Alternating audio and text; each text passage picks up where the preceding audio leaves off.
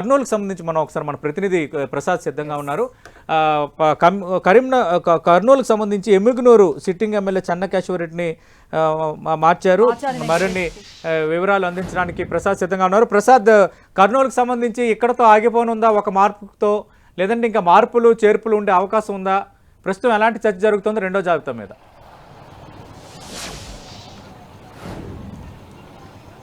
సతీష్, కర్నూలు ఉమ్మడి జిల్లాలో మాత్రం ఖచ్చితంగా సిట్టింగ్ ఎమ్మెల్యేని మార్చే అవకాశం ఉన్నట్లు స్పష్టంగా అర్థమవుతుంది. ప్రస్తుతం ఈ జాబితాలో ఎమ్మిగనూరు సిట్టింగ్ ఎమ్మెల్యే చెన్నకేశవరెడ్డిని మార్చడం జరిగింది.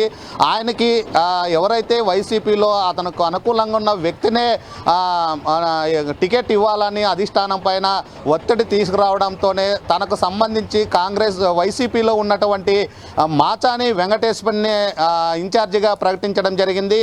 వయసు భారం కావడము, అదేవిధంగా వ్యతిరేక ఉండడంతోనే సిట్టింగ్ ఎమ్మెల్యే చెన్నకేశవరెడ్డిని మార్చినట్లు సమాచారం అందుతుంది. అయితే ప్రధానంగా కర్నూలు ఉమ్మడి జిల్లాలో మాత్రం ఇంకా 4-5 నియోజకవర్గాల్లో సిట్టింగ్ ఎమ్మెల్యేని మార్చే అవకాశం ఉన్నట్లు స్పష్టంగా అర్థమవుతుంది. ఈరోజు ప్రకటించినటువంటి 27 మందిలోన ఎమ్మిగనూరుకు సంబంధించి సిట్టింగ్ ఎమ్మెల్యేని కాదని ఎవరైతే సామాజిక వర్గం ఉందో అక్కడ ఎక్కువ చేనేత కార్మిక సామాజిక వర్గం ఉంటుంది. ఆ సామాజిక వర్గానికి సంబంధించినటువంటి వెంకటేష్నే అభ్యర్థిగా ప్రకటించడం జరిగింది.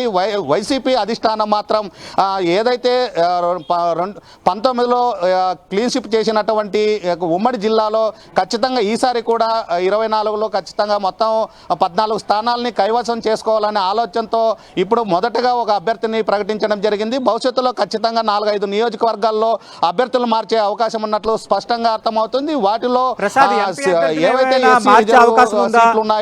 ఎందుకంటే మనం చూస్తే అనంతపురం జిల్లాకు సంబంధించి ఎంపీగా పెనుగొండ శాసనసభ్యుడు శంకర్ నారాయణ షిఫ్ట్ చేశారు. అలాగే ప్రస్తుతం అనంతపురం ఎంపీగా ఉన్న తలారి రంగాయన కళ్యాణ్ దుర్గం వైఎస్ఆర్ కాంగ్రెస్ పార్టీ అసెంబ్లీ నియోజకవర్గ ఇన్ఛార్జిగా షిఫ్ట్ చేశారు. కర్నూలులో ఎంపీలకు సంబంధించి అలాంటి మార్పులు ఏమైనా చోటు చేసుకునే అవకాశం ఉందా? ఖచ్చితంగా 2 ఉమ్మడి జిల్లాకు సంబంధించి నంద్యాల, కర్నూలు జిల్లాకు సంబంధించి ఖచ్చితంగా ఎంపీని మాత్రం మారుస్తారనేది స్పష్టంగా అర్థమవుతుంది. అయితే నంద్యాల జిల్లా మాత్రం ఈ ఉండే సిట్టింగ్ ఎంపీని మారుస్తారా లేదనేది మాత్రం సందిగ్ధంగా నెలకొన్న పరిస్థితి అక్కడ కనిపిస్తుంది. అయితే కర్నూలు జిల్లా పార్లమెంట్లో మాత్రం ఖచ్చితంగా ఎంపీని మారుస్తారు. ఆయన్ని ఏదో ఒక స్థానానికి